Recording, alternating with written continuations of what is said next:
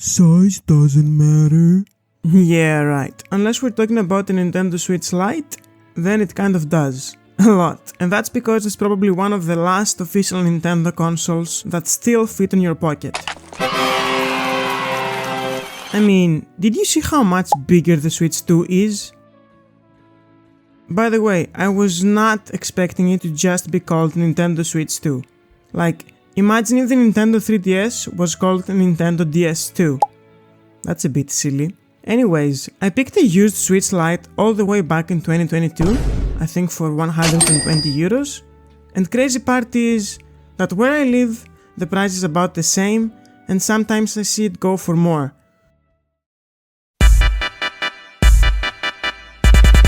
So, most people get a Nintendo console to play their Nintendo exclusives like Mario, Donkey Kong, etc. But it's been 3 years since I've had the Switch and I have zero Nintendo published games because I was sold by the console's size and PS3 and PS4 era of games which I've never experienced before, let alone on the go. Also, keep in mind, Nintendo games are so freaking expensive, like, dude, I ain't paying full price for a Wii game, man.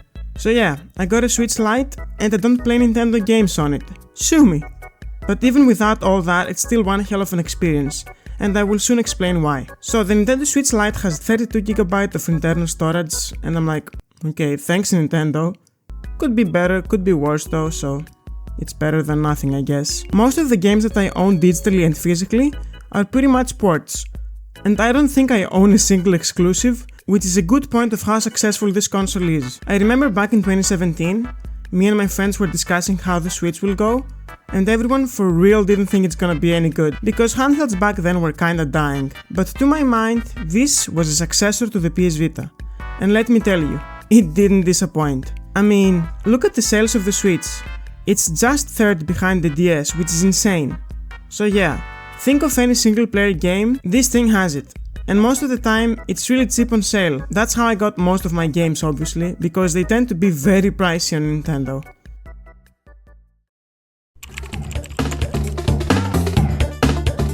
How did we go from this to this? I mean, it's very simple and minimalistic, which I really like. But where's the ambient music and where's the wallpapers? Only black and white? It was perfect, but no, you just had to blow it up. At least add the color selection, even the PSP had it. Anyways, besides that, I think people don't care or they kind of like the Switch menu, and I totally understand why it lost all its originality and just became a simple, easy to navigate menu. It's really a swing and a miss here. Most of the games I play run pretty well, but it mostly depends on how much the developers actually optimize the game. Remember back in the day when they would actually optimize the game and not just lower the texture resolution and remove some shadows? Yeah, GG's. But thankfully the light screen kinda helps eliminate some of the low graphics, and I mean, come on, you don't buy the Switch for the graphics, bro, you're just enjoying the ride. If the ride is smooth enough. Let's take a look at Wolfenstein. Although it's a miracle that this game is on the Switch, you can tell that the poor thing can barely hang in because it makes the graphics look so muddy, which is completely understandable, but still an enjoyable ride. I don't know, I guess some games have aged like Fallout on PlayStation 3, playable, but at what cost? But here's the one thing that I can't stand. And this one's not really the Switch Lite's fault, it's more about how most of the games were designed with the assumption that you'd be playing them on a big old TV. The UI sometimes is tiny. It's like trying to read the ingredients of a Monster can from 5 meters away. But you know what?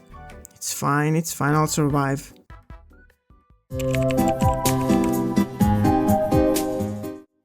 I think we can all agree that the design of the Switch Lite is so damn good. The buttons are soft and clicky at the same time, and thankfully I hadn't had any drift issues, because I'm not a complete ape when I'm gaming on this thing. I will never understand though the minus and plus buttons. They're fine, but something just feels off about them. And as you can see here, I have the Animal Crossing bundle, so the console is turquoise? I don't know how you pronounce that anyway. So for some reason the Switch Lite only has colorful variations and not a single white or black variation, which I think would make the console look a bit more mature. Like imagine if a kid asks you what game you're playing on your Switch, and you just turn around and say, I'm playing motherfucking Doom. But it's all good, I guess it kinda stands out this way. Also, can we agree that this D-pad is superior to the one on the normal Switch? Yeah, that's about it.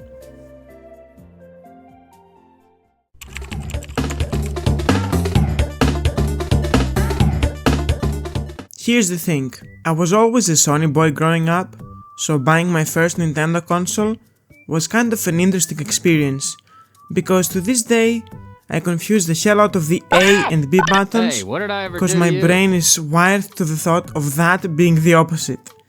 But besides that, I was not fazed at all, because the thought of me of playing Skyrim or Burnout on the go was still, and still is, wild to me.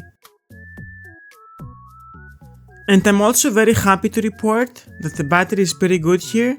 You can get between 4 and 5 hours depending on the game you play, and I was very skeptical of that, because I will be flying in about 2 weeks and the flight will be about 4 hours, and I was thinking which console I should get with me. At first, I thought the 2DS, because the battery pretty much never runs out, but I think I would get pretty bored of it because I don't see myself playing a platformer game for 4 hours.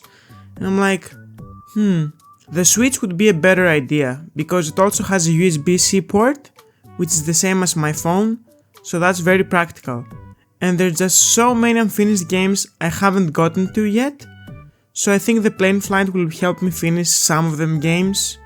I'm still at the start of Bioshock, and near the end of Resident Evil Revelations 2, and Wolfenstein, and Red Dead Redemption, so yeah, I need to get more busy completing some of the games I got like 2 years ago. All in all, the Nintendo Switch Lite is probably my top handheld console at this time, cause I just love how this thing can do all sorts of things. From classic Nintendo games to a shit ton of ports, this thing literally has everything, and at least one game for anyone to enjoy. And I didn't even mention all the things it can actually do, cause this video would be like 5 hours long. I just wanted to share my own personal experience with it. And oh boy, this console has crazy hacking potential, and I can't wait for that. I really think that this console still has a lot to prove, and so many good things are yet to come for it in the future. Even though it falls short in some things, in some other things, it really is a freaking beast. By the way, if you're planning to get one, you will at least need a 256GB SD card, cause this thing eats gigabytes for breakfast. I mean, the games can be very, very large. So that's about it. Thank you for watching. Don't forget to like and subscribe. Bye.